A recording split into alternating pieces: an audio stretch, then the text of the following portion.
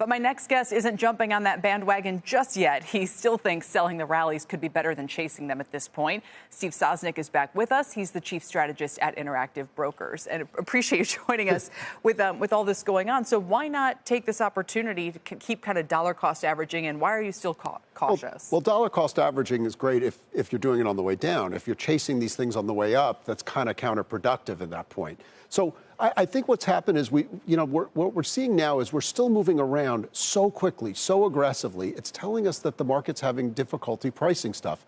Today we got a nice bit of a breather.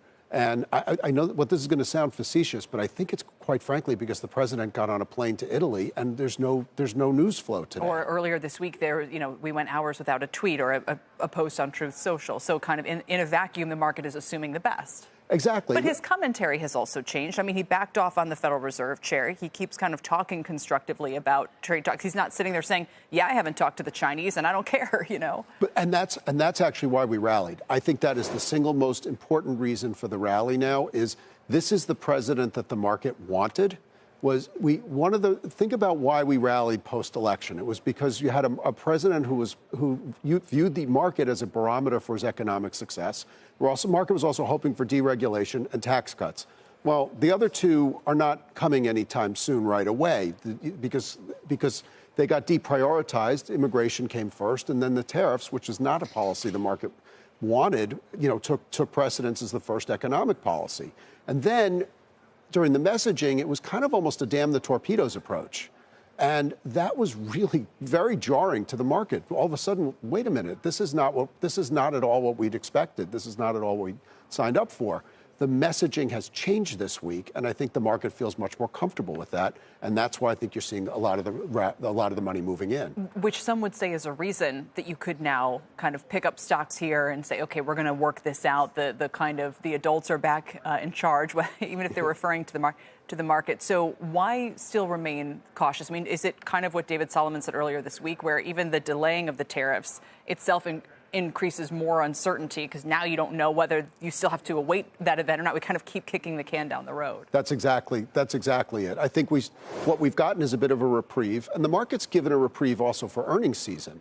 Think about if you had a whole range of companies just 3 months ago coming out and saying, well, we don't really know what our guidance is. We would have throttled those companies. In this case, they're all getting a pass, which is understandable. Although companies like United, I mean, the airlines had been down 40% before they finally said, yeah, we have no idea. And United, at least, I like the fact that they did an if-then statement. Yes. But for the most part, not every company's gotten away with it, but you've had a number of companies basically saying, you know what, we're not going to withdraw our guidance. We're not going to go forward with it. We're going to add to, in many ways, we're responding to the uncertainty by remaining uncertain.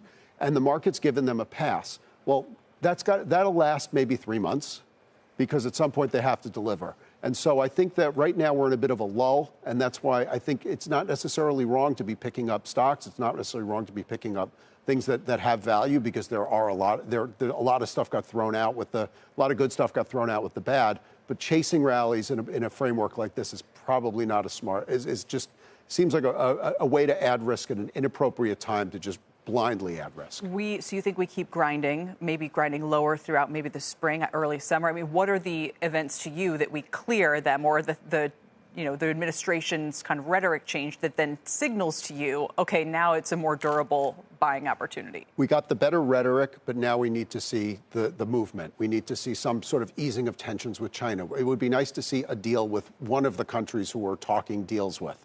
When Rachel Reeves spoke earlier this week, she said the U.S. and Britain are still fairly far apart on a deal.